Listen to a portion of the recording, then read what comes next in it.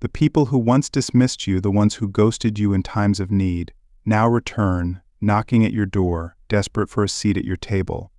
But the truth is, it's too late. The table is full, the vibe is exclusive, and you have already ascended to a place they never expected you to reach. This isn't about revenge, it's about knowing your worth, setting boundaries, and understanding that not everyone deserves to witness the fullness of your success. They had their chance to stand beside you, but they chose indifference. Now, they must watch from the periphery, where their presence is neither welcomed nor needed. Their return isn't marked by heartfelt apologies or genuine remorse. Instead, it's driven by a calculated attempt to exploit your progress.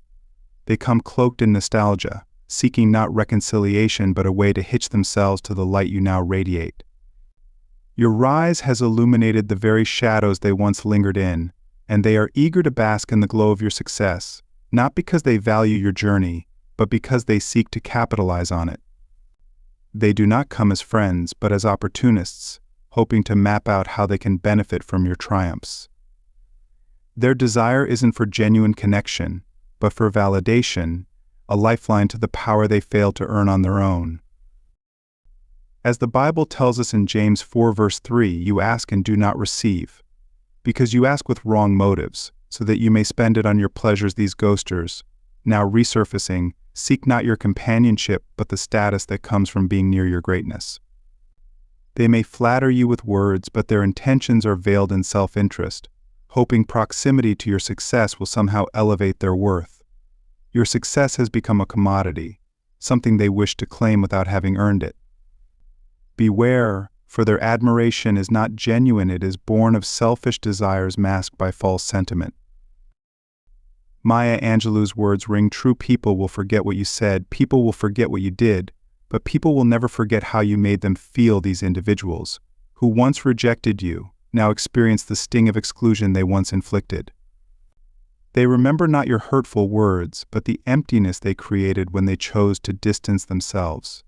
They are haunted by the void they left in your life, and their return is driven by the discomfort of their own irrelevance. They yearn to re-enter your world, not because they've changed, but because they finally understand what it feels like to be left behind.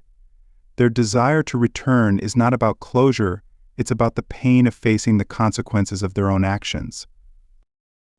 Ghosting, in all its forms, whether from friends, mentors, or society, leaves deep scars. As in the case of pure ghosting, where others, too consumed by their insecurities, abandoned you just when you needed support, now try to reinsert themselves into your narrative. They were once blind to your potential, but now, seeing you flourish, they realize the mistake they made. The same applies to mentors or leaders who once failed to see the spark within you and discarded you as unremarkable. Now, they regret their short-sightedness, and like the prodigal son, wish to return, seeking the recognition they didn't give you when it mattered. In the Christian faith, we are reminded in Romans 8 verse 31, "What then shall we say to these things? If God is for us, who can be against us? The very system that sought to erase your worth, that silenced your voice, now trembles as you rise above it." Your success is not just a personal victory, it is a declaration that the systems meant to keep you invisible are crumbling. Your defiance against the odds is a testament to the power of God's plan in your life. Every achievement, every moment of triumph, is a blow against the structures that once tried to keep you down. Digital ghosting, too, plays its part in this modern silent cruelty. Ignored messages, unanswered calls, and empty interactions. These acts may seem small, but they have weight. Yet, in the face of it all, you rise. Your actions, rooted in divine purpose, speak louder than any silence. You are not defined by their neglect, but by the truth of your calling. This is not just your journey, it is the fulfillment of God's plan for your life. And as you continue to rise, you walk in the knowledge that nothing can stop what God has set in motion. In life, we often face the harsh reality of being dismissed, ignored, or overlooked by those who once had a front-row seat to our struggles, dreams, and ambitions. Their silence is not accidental. It is a calculated move, a retreat rooted in convenience and self-preservation, a way for them to distance themselves from the very fire they once feared to walk through with us. Their absence was never about our worth, rather, it reflects their inability to match our depth, our passion, our perseverance. They ghosted us not because we were unimportant, but because we were too much for them to handle. They chose the easy route, silent dismissal, because confronting our authenticity would have required them to face their own insecurities, their own shortcomings. As Christians, we are reminded that the world will not always understand us or our journey, and that is exactly what Jesus warned us about.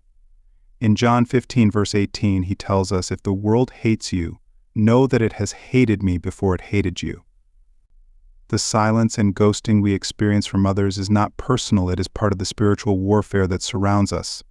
Just as Jesus was rejected and mocked, so too will we face moments of isolation and abandonment. But in those moments, we must remember that their rejection is not a reflection of our worth, but of their inability to comprehend the depth of our purpose, the power of the Spirit working through us. We are not abandoned, we are being prepared for something greater.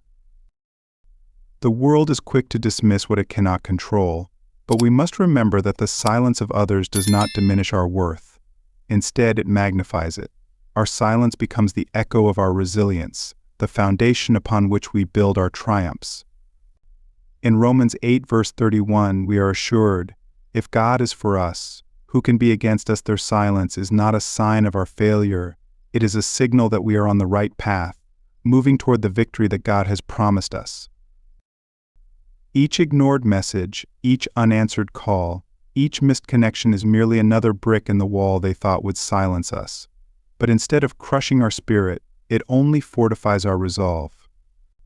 We have been called to walk a path that requires us to rise above the noise, to claim victory not by seeking validation from those who doubted us, but by trusting in the Lord's timing and purpose for our lives. As C.S.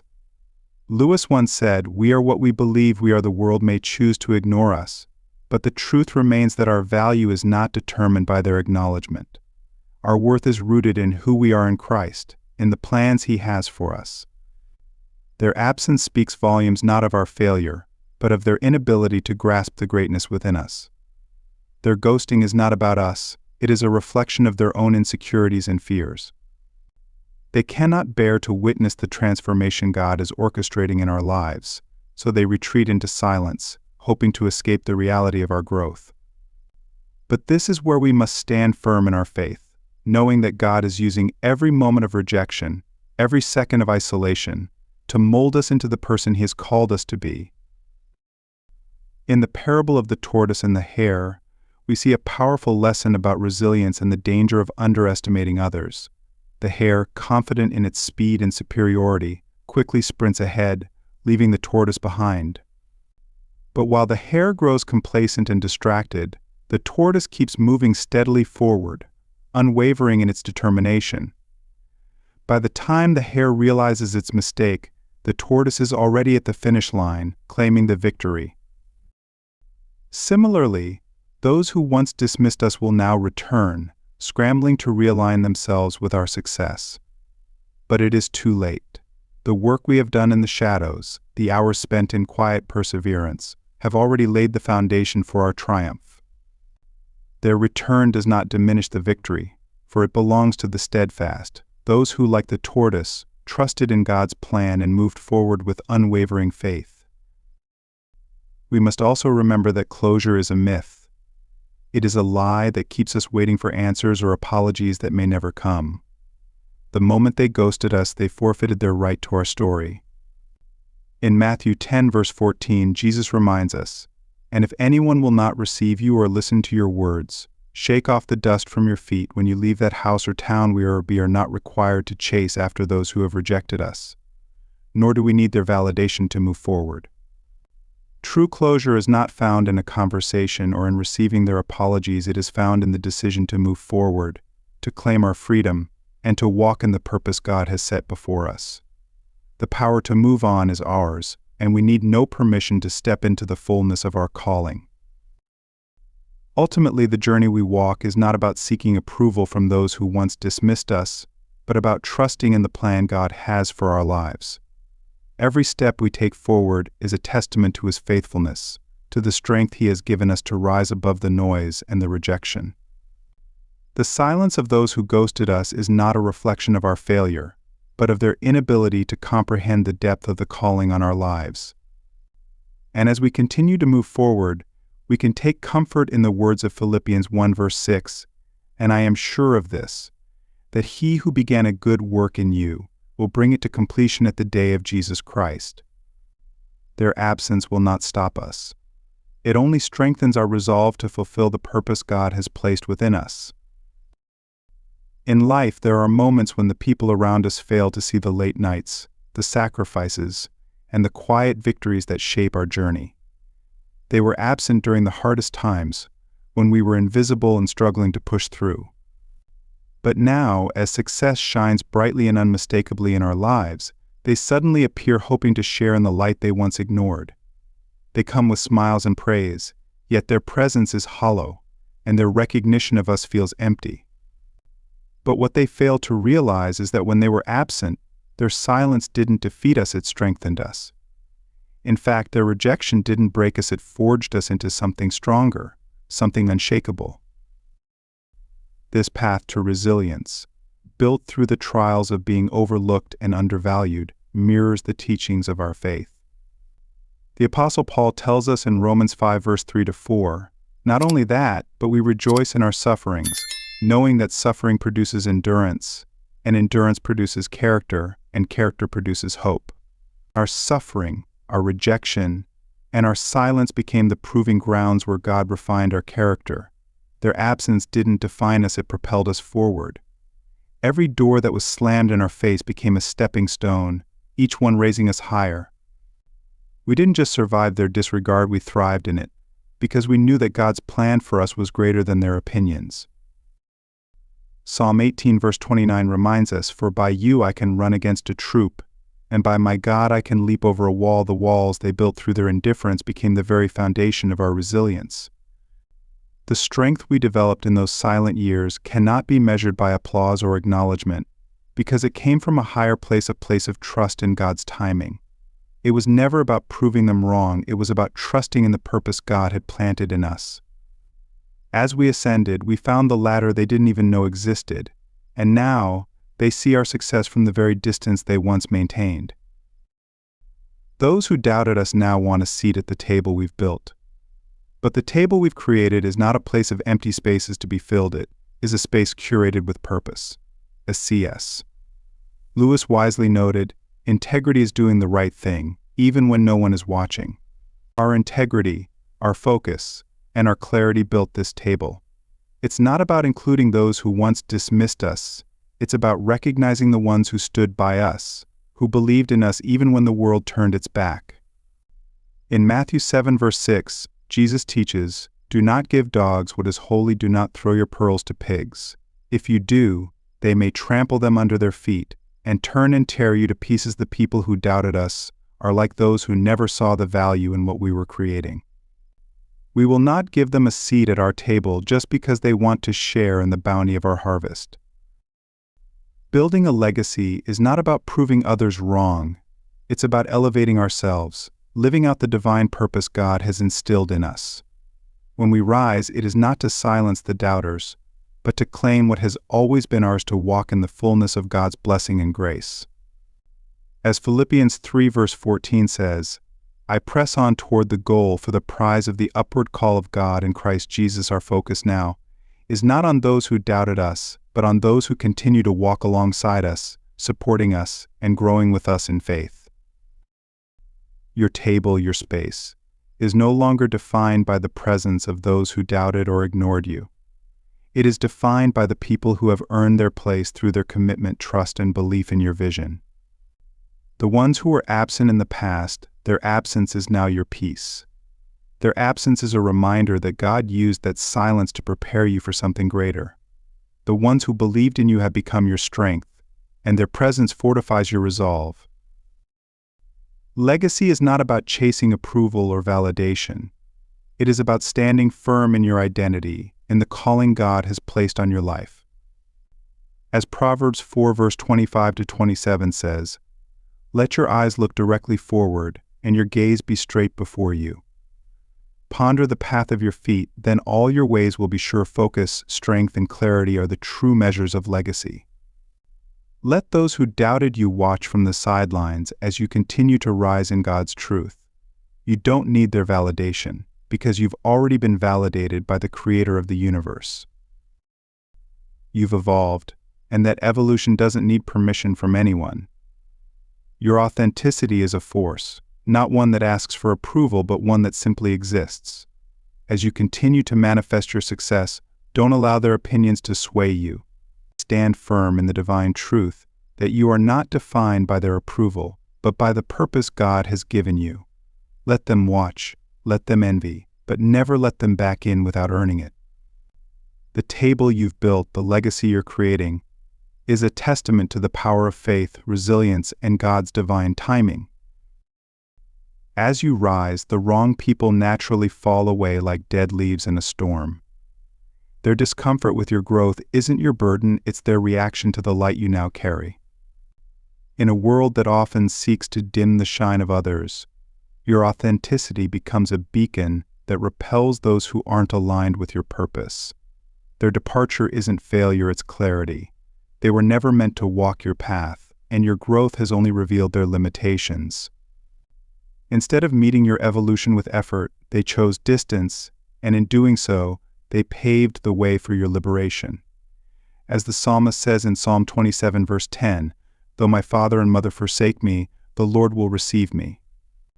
The abandonment of those who couldn't handle your authenticity is not something to mourn, it's a divine realignment, a step closer to the people who were meant to stand beside you. Your authentic self is a magnet, drawing those who are meant to share in your journey. This is not mere chance, it is the natural order, as the Bible teaches in Romans 8 verse 28. "And we know that in all things God works for the good of those who love Him, who have been called according to His purpose." When you strip away the facades and show up as your true, unapologetic self, those who resonate with your vision and values will find you. They won't tolerate you, they will value you. They will meet you with the same fire that burns within you, and your tribe will form not out of convenience, but out of a divine alignment. C.S. Lewis, in Mere Christianity, wrote, "Integrity is doing the right thing even when no one is watching." Your authenticity doesn't chase validation, it draws people who are aligned with the purpose God has placed in you. In this process, you will face those who want you to shrink to mold yourself into something more digestible to them. But God didn't create you to fit into someone else's mold. As Ephesians 2 verse 10 reminds us, "For we are God's handiwork, created in Christ Jesus to do good works, which God prepared in advance for us to do." Your authenticity is unrelenting, and it doesn't apologize for the discomfort it causes. Every layer you shed, every step you take toward becoming more of who God has called you to be, sharpens the divide between you and those who were never meant to stay. The wrong people fade into the background, and the right ones appear, drawn by the undeniable power of shared alignment. When others try to diminish your shine, when they ghost you or turn away, remember the wisdom of Steve Martin: be so good they can't ignore you. Their absence only fueled your focus, sharpening your resolve. The rejection you faced wasn't personal, it was the preparation for your excellence. What they failed to realize was that your quiet grind, your consistency, would make you unstoppable. As Proverbs 16 verse 3 says, "Commit to the Lord whatever you do, and He will establish your plans." Your success is not based on their approval, but on the divine plans God has established for you. Exclusion isn't cruelty, it's strategy. Protecting your energy is an act of self-preservation, not selfishness. As you evolve, you must recognize that not everyone deserves a seat at your table. The right people will lift you, challenge you to grow, and respect you. The others? They drain your energy and siphon your momentum for their own gain. Strategic gatekeeping is your right, and it is an act of divine wisdom. In Matthew 7 verse 6, Jesus teaches us to be discerning, saying, "Do not give dogs what is holy, do not throw your pearls to pigs." Not everyone who returns to your life is worth letting back in.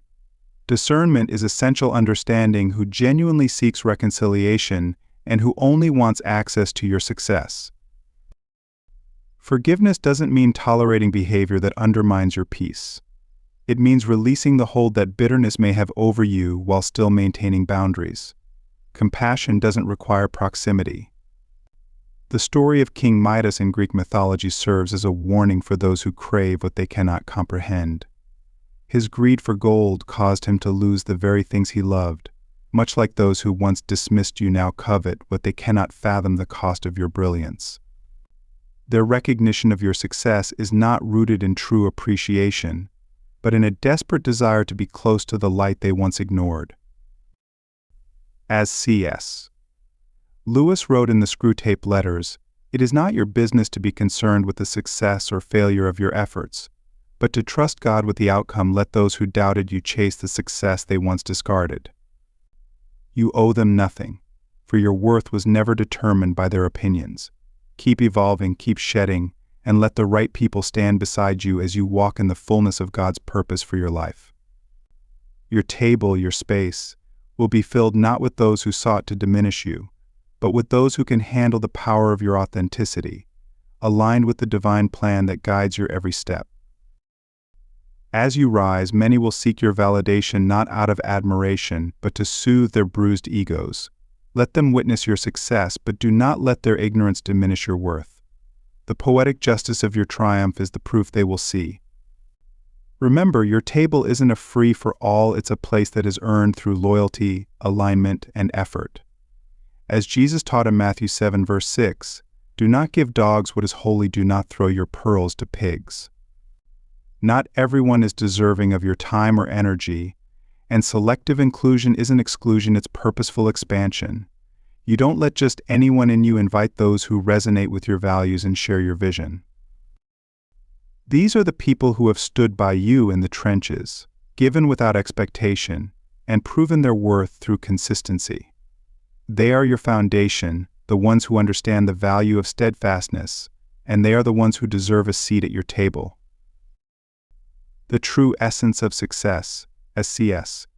Lewis wrote in Mere Christianity, lies in integrity, collaboration, and authenticity. It's about building systems that reflect what success truly is, systems that celebrate those aligned with your ethos and values. Breaking norms is not rebellion, but necessary evolution. The kind of growth that sets you apart doesn't come from following others, it comes from creating something new, something that is rooted in your integrity.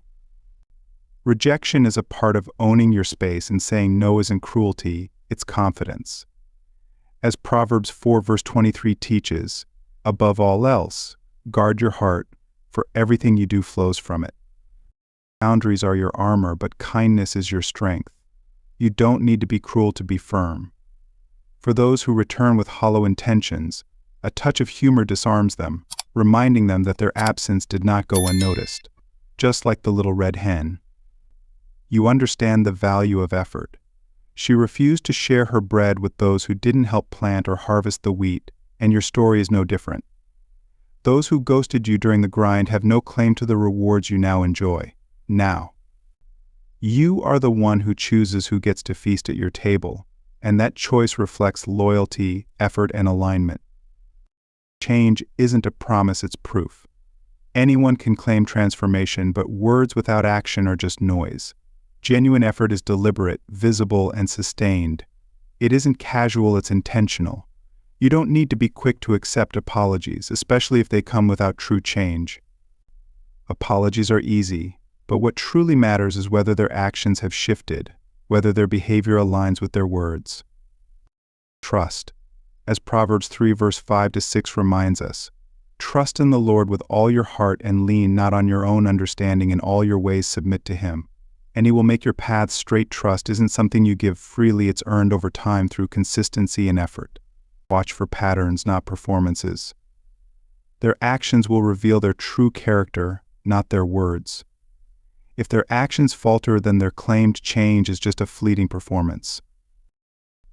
Redemption is not a right, it's a privilege earned through integrity and sustained effort. Trust is not something you owe to anyone based on their demands, it must be demonstrated. As you protect your peace, remember that closure doesn't require a conversation. It requires growth. You don't need their apologies, their explanations, or their attempts to rekindle what they willingly abandoned. Healing isn't about reopening doors for those who once walked away, it's about locking those doors behind you and moving forward without looking back. Your growth is your weapon, your armor, and your answer. As C.S.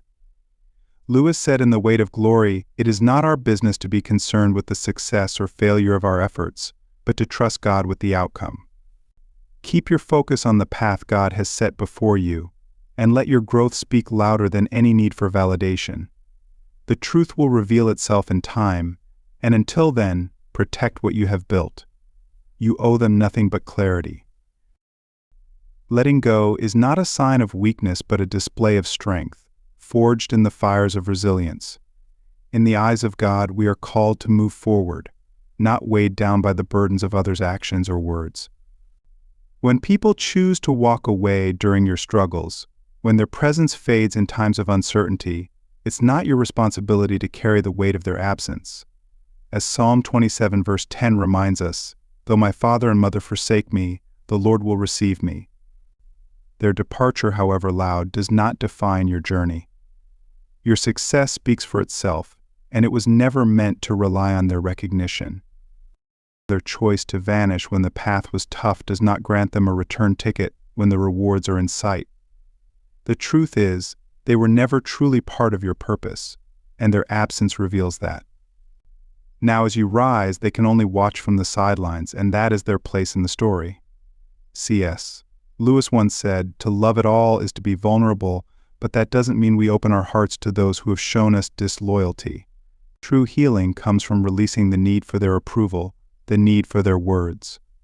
The space they left behind has already been filled with peace that only God can provide. Closure is not about waiting for them to explain themselves or offer apologies.